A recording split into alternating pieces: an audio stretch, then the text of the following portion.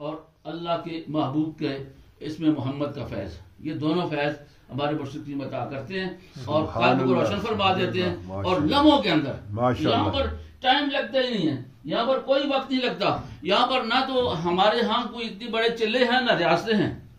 کوئی اتنا بڑا کام نہیں ہے۔ اور یہ یاد رکھ لیں، بڑے بڑے محدث، میں نے اس دن بھی کسی سے شخص سے بات کی تھی، میری بحث ہو گئی تھی، میں نے کہا یار چھوڑو،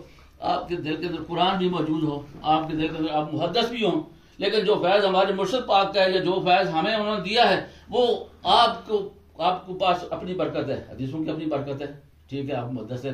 آپ کے پاس قرآن کی اپنی برکت ہے، آپ حافظ ہیں، یہ اس کی اپنی برکت ہے، اس کے اندر کوئی شک نہیں ہے، قرآن کا اپنا فیض ہے، حدیثوں کا اپنا فیض ہے، لیکن یہ فیض جو ہے اس قرآن و حدیث کے علم رکھنے والے کے پاس نہیں ہے،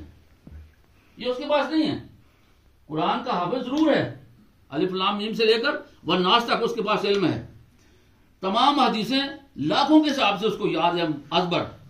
لیکن یہ فیض اس کے پاس نہیں ہے۔ اگر آپ اس کے پاس جا کر بیٹھے جی مجھے یہ فیض اس میں اللہ ذات پاک کا دے دو، تو وہ پہلے تو مانے گا نہیں، یہ کیا ہے، پہلے تو وہ مانے گا ہی نہیں، تسلیم ہی نہیں کرے گا آپ کو اس بات کو، ٹھیک ہے، کیونکہ اس لیے کہ اس کو پتہ ہی نہیں ہے، وہ بہرا ہے ان چیزوں سے، یہ وہی جانتا ہے جس کے پاس ہے۔ میں اگر بانگ دول بول رہا ہوں تو میں اس لیے جانتا ہوں کہ میں نے اس کا ذائقہ چکھا ہوا ہے،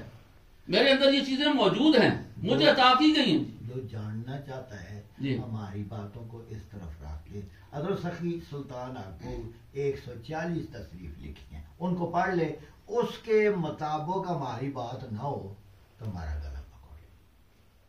کیونکہ آپ کی بات کو کوئی یاد نہیں کر سکتا، ہماری کو تو ہر ایک جاتے جاتے بھی روڈ میں کر لے گا، لیکن اگر سخی سلطان اقبال کی بات کو کوئی یاد نہیں کر سکتا۔ بے شک ہم آپ کے عقیدت مند ہیں اور آپ کے فیض یافتہ ہیں، یہ ان کا فیض جاری پیچھے سے آتا ہے غوث پاک سے، لیکن جو عام کیا ہے سبحان اللہ، ماشاء اللہ۔ تو جو بھی اللہ تعالیٰ نے ان کو عطا کی ہے نعمت، انہوں نے اس کو آگے دینے میں نہ تو کنجوسی کا کام کیا نہ بخیلی کا کام کیا۔ جو طالب آئے طلب لے کر اللہ رب العزت کی کہ میں اس سے ملنا چاہتا ہوں یا اس کا قرب حاصل کرنا چاہتا ہوں، تو اس کا اللہ کا قرب آپ کے پاس آئے، دو زانو ہو کر بیٹھے، تو اگر اس کو نہ ملے، میں نے آپ سے تھوڑی سی پہلے بات کی تھی کہ ہمارے جو مرشد اول تھے ٹیکسلا شریف والے، وہ ہر بندے کو بیعت ہی نہیں کرتے تھے، وہ دیکھتے تھے کہ اس کے برتن میں کیا ہے، صاف ہے نہیں ہے، برتن صاف ہوگا تو اس میں وہ اپنا فیض ڈالیں گے، وہ اس قابل ہے، وہ اس کا اہل ہے کہ وہ اٹھا سکے اس ذمہ داری کو۔ وہ اگر نہیں ہوتا تو بڑا شخص، بڑا عالم فاضل پڑھا لکھا شخص تھا، میرے دوست عدنان خان جانتے ہیں، پیر صاحب جانتے ہیں اس کو، بڑا پڑھا لکھا شخص تھا،